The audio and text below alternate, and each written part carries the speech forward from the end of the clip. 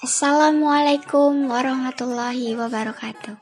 Hai semuanya, ketemu lagi dengan saya Gita Rosarami Nias, mahasiswa semester 3 Sastra Indonesia Universitas Islam Negeri Sunan Ampel, Surabaya. Kali ini saya kembali untuk menyampaikan ilmu korespondensi, yaitu tentang cara membuat kurikulum vitae yang bagus. Sebelum kita memulai untuk membuat kurikulum vitae, saya akan mencoba untuk menyampaikan pengertian dan tujuan dibuatnya kurikulum vitae. Kurikulum vitae ini biasa kita sebut sebagai daftar riwayat hidup, di mana daftar riwayat hidup ini diperlukan ketika kita akan melamar pekerjaan. Pengertiannya adalah kurikulum vitae atau daftar riwayat hidup merupakan dokumen atau data pendamping yang berisi informasi pribadi, pengalaman kerja, riwayat pendidikan, keahlian, prestasi, dan yang lainnya. Kurikulum vitae ini biasanya digunakan untuk melamar pekerjaan. Tujuan dibuatnya kurikulum vitae dibuat untuk sebagai lampiran tambahan saat akan melamar pekerjaan, agar pembuka lowongan kerja mengetahui gambaran sang pelamar kerja. Selanjutnya langsung saja kita membuat bagaimana cara membuat kurikulum vitae. Kali ini saya akan membuat kurikulum vitae menggunakan web Canva, atau bisa juga kalau misalnya teman-teman sekalian punya Canva yang ada di Android, bisa di-download aplikasinya yaitu Canva, di mana akan memudahkan teman-teman untuk membuat kurikulum vitae yang akan menarik perusahaan. Di sini saya menggunakan laptop yang mana membuka Canva ini dengan menggunakan web. Sebelum membuat kurikulum vitae menggunakan Canva, saya menggunakan Microsoft Word dengan menggambar tabel secara manual. Namun ketika saya menggunakan Microsoft Word untuk membuat kurikulum vitae, gambaran fisik pun terlihat tidak menarik dan terkesan monoton. Akhirnya saya menemukan web Canva untuk membuat kurikulum vitae agar terlihat bagus, menarik, dan rapi. Kita akan menuju pada tahap cara pembuatan kurikulum vitae yang bagus. Pertama-tama kita membuka Google dan kita ketikkan Canva. Kita klik, maka yang muncul adalah seperti ini.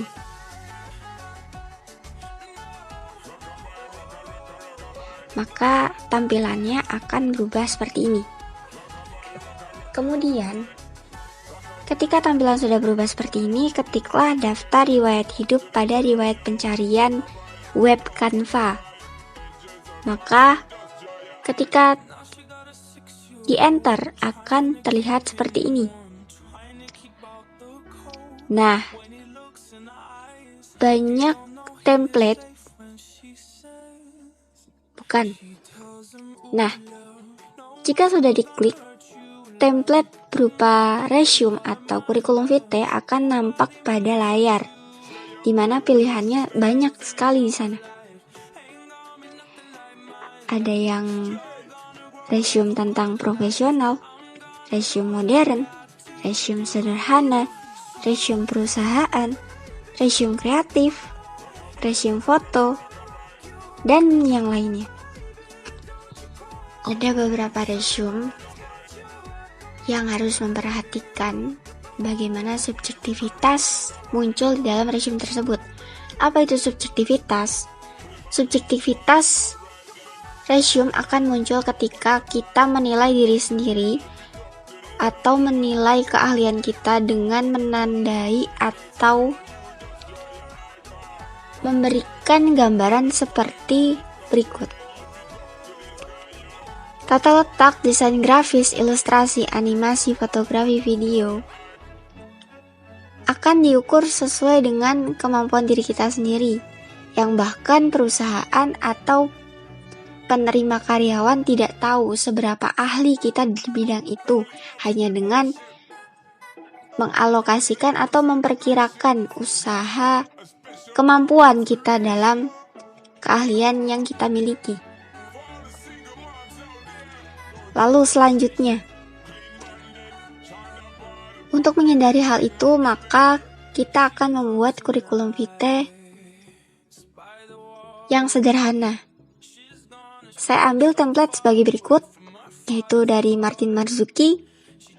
Kemudian untuk membuat gambarnya, Kemudian untuk mengeditnya adalah klik foto laki-laki yang pada di layar, lalu kemudian kita mengunggah. Kita klik unggahan, lalu muncullah gambar kita. Maka selanjutnya foto yang dipilih di drop dan di drag, lalu diletakkan di foto di atas laki-laki tersebut, maka gambar akan berubah seperti ini. Jika sudah selesai, kotak hitam yang ada di sebelah sini bisa diedit. Warnanya sepadan dengan background foto yang digunakan. Caranya adalah seperti ini. Dengan mengeklik kotak hitam sebelumnya, lalu pilih kotak yang berwarna hitam dan pilihlah warna background yang sesuai dengan warna merah, yakni warna background dari foto tersebut. Kemudian atur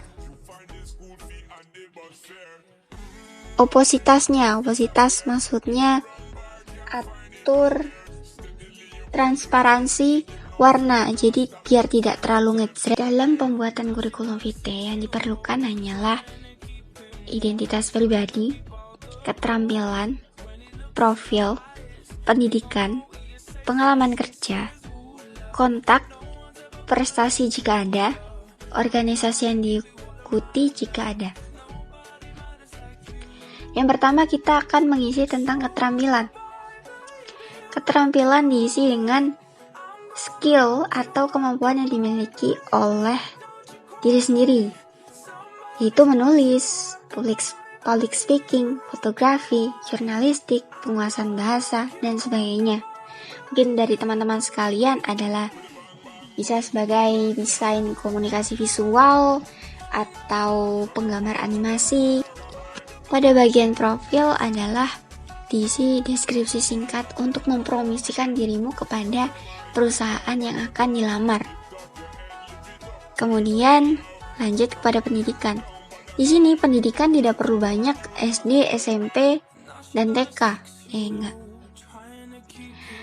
Di sini pendidikan hanya 2 saja yang dicantumkan, yaitu SMA dan kampus, di mana TK, SD, dan SMP tidak berlaku.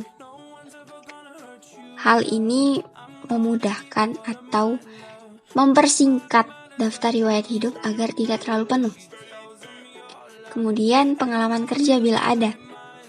Jika fresh graduate atau belum memiliki pengalaman kerja sekalipun, walaupun part-time atau paruh waktu, bisa diklikkan minus atau strip atau fresh graduate atau baru lulus. Jika memiliki pengalaman kerja, bisa dicantumkan bekerja di bidang apa,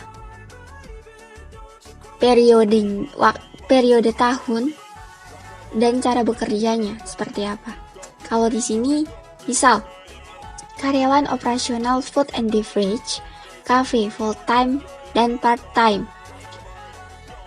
Periode Agustus 2016 sampai dengan Maret 2018. Bekerja sebagai pelayan pramusaji yang bertugas mengantar dan memesankan makanan kepada para pelanggan kafe.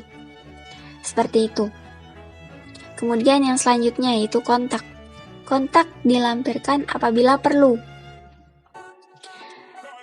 Bisa nomor telepon, bisa LinkedIn, bisa Facebook, bisa Twitter, bisa Instagram. Untuk memudahkan bagaimana caranya perusahaan atau penerima karyawan kerja memudahkan untuk menghubungi teman-teman sekalian apabila diterima di pekerjaan tersebut. Selanjutnya ada prestasi. Prestasi bila ada. Jika tidak ada prestasi bisa dikosongkan atau ditiadakan. Selanjutnya adalah organisasi, di mana dalam SMA atau kuliah, teman-teman bisa mencantumkan organisasi apa aja yang pernah diikuti. Sebenarnya organisasi ini penting karena melatih bagaimana kerjasama atau kooperatif ketika diamanahkan atau ditugaskan untuk bekerja sama dengan kelompoknya. Yang terakhir adalah email. Email ini penting karena apabila nomor handphone atau nomor WhatsApp teman-teman sekalian tidak diaktifkan, maka hal yang paling operasional, yang paling profesional digunakan oleh perusahaan adalah email. Karena saat ini untuk menerima pekerjaan atau menerima lowongan biasanya melewati email. Karena para perekrut karyawan menggunakan email dari kantor. Apabila sudah selesai, tampilan akhirnya akan seperti ini. Sebagai tambahan, dalam pembuatan kurikulum vitae atau daftar riwayat hidup, sebaiknya menghindari adanya informasi pribadi yang sangat privasi, yakni tempat tanggal lahir, golongan darah, alamat lengkap, dan informasi penting lainnya yang bersifat privasi. Karena bisa saja ketika telah melamar pekerjaan, jika jatuh ke dalam orang yang salah atau ke tangan orang yang salah, maka data pribadi tersebut akan disalahgunakan. Terima kasih. Berikut tentang cara pembuatan kurikulum vitae yang bagus. Semoga bermanfaat. Saya Gita Rosarung Tias, mahasiswa semester 3 Sastra Indonesia, Universitas Islam Negeri Sunan Ampel, Surabaya. Mohon maaf jika dalam penyampaian terdapat salah kata. Dan terima kasih telah menonton. Dukung terus ya. Akhir wakalam. Wassalamualaikum warahmatullahi wabarakatuh.